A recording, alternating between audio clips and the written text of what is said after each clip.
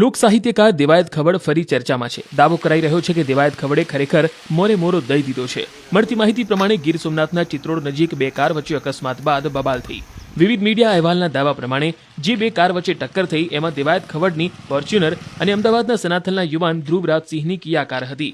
ટક્કર બાદ કિયા કાર રોડની સાઈડમાં ઉતરી ગઈ। બાદમાં ખવડ અને તેની સાથે આવેલા શખ્સોએ ધ્રુવરાજસિંહને માર મારીને પગમાં ઈજા પહોંચાડી હોવાની વિગતો મળી।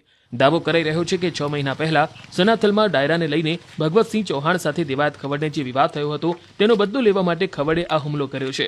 પોલીસે જણાવ્યું છે કે આ મામલે તેઓ તપાસ કરી રહ્યા છે। જો કે આ મામલે કોઈ ફરિયાદ મળી નથી। આ તરફ ન્યૂઝ 18 ગુજરાતીએ દેવાયત ખવડનો સંપર્ક કરવાનો પ્રયાસ કર્યો, પરંતુ તેના બંને નંબર સતત સ્વિચ ઓફ આવી રહ્યા છે। અગાઉ ખવડની જેમની સાથે બબાલ થઈ હતી એ ભગવતસિંહ ચૌહાણ સાથે પણ સંપર્કનો પ્રયાસ કર્યો, જો કે તેમણે ફોન રિસીવ કર્યો નથી। પરંતુ એક ખાનગી ચેનલ સાથેની વાતચીતમાં ભગવતસિંહ ચૌહાણે ખુલ્લો આરોપ લગાવ્યો કે ધ્રુવરાજસિંહ પર દેવાયત ખવડે હુમલો કર્યો છે। પોતે ગીરમાં હોવાની પોસ્ટ પણ ધ્રુવરાજસિંહ ઇન્સ્ટાગ્રામ એકાઉન્ટમાં કરેલી છે, જેમાં તે ગીરમાં પ્રવેશ કરી રહ્યા હોય એવા દ્રશ્યો છે। સાથે જ રાતના સમયના પણ દ્રશ્યો જોવા મળી રહ્યા છે। એવી ચર્ચાએ પણ જોર પકડ્યું છે કે આ સ્ટેટસ જોયા બાદ જ હુમલાખોરો ત્યાં પહોંચ્યા અને તેને આંતરીને હુમલો કર્યો।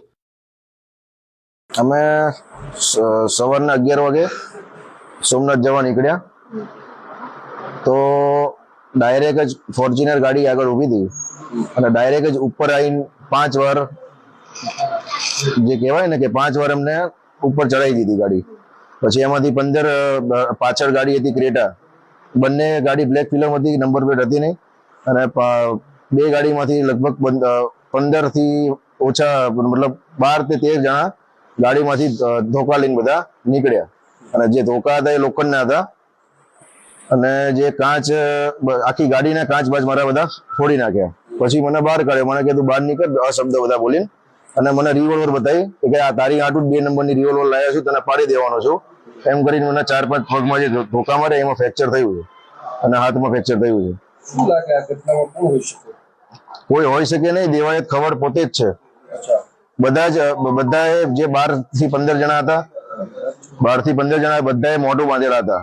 પછી છેલ્લે જેનું દેવાયતનું મોઢું ખુલી ગયું એટલે મને ખબર પડી કે દેવાયત છે, તો મેં એને 5 વાર કીધું દેવાયતભાઈ રહેવા દે, દેવાયતભાઈ રહેવા દે, પણ એ કોઈ માન્યો નહીં। એટલે પગ મારી માર્યું અને આ રિવોલ્વર તારા આટલું લાવ્યો છું 2 નંબરની, વડાકો કરીને તેના માન નાખવાનું થઈ જતું। જો કેસ બેસ કરતો મારી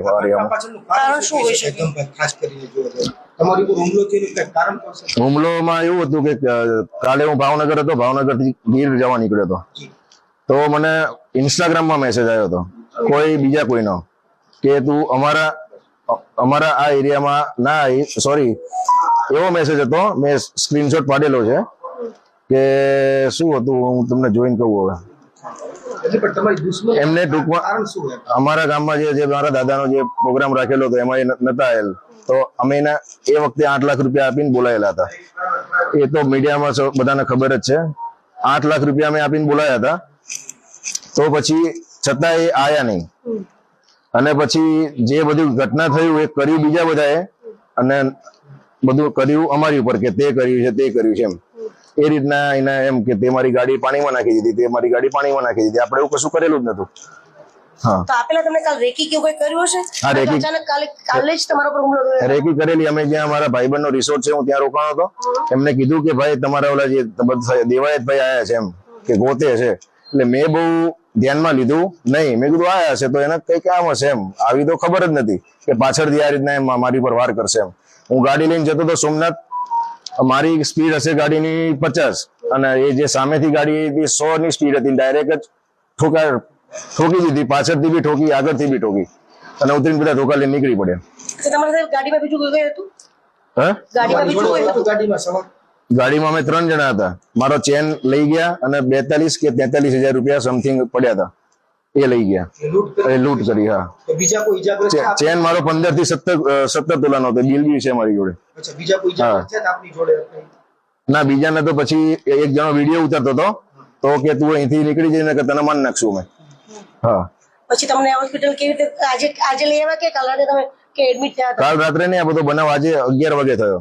પછી અમે ગીર ગયા, ત્યાં આગળ કોઈ દવાખાનું હતું નહીં એટલે પછી અમે અહીંયા દાખલ થયા। હા, ફરિયાદ કરી છે ને। આપને જણાવી દઈએ કે ફેબ્રુઆરીમાં દેવાયત ખવડ અને ભગવતસિંહ વચ્ચે વિવાદ સર્જાયો હતો। દિવાયત ખબર ડાયરામાં હાજર ન રહેતા તેની કાર પર હુમલો થયો હતો. આ મામલે પોલીસે ભગવતસિંહ ચૌહાણ, ધ્રુવરાજસિંહ ચૌહાણ, રામભાઈ ચૌહાણ, મેઘરાજસિંહ અને અન્ય 4 લોકો વિરુદ્ધ ધાડની કલમો હેઠળ ગુનો નોંધ્યો. બીજી તરફ હુમલો કરનાર આરોપી પૈકીના એક આરોપી ભગવતસિંહે પણ દિવાયત ખબર વિરુદ્ધ 8 લાખ રૂપિયાની છેતરપિંડીની ફરિયાદ નોંધાવી હતી.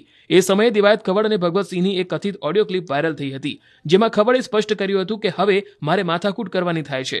હાલ ફરી એ ઓડિયો ક્લિપ વાયરલ થઈ છે.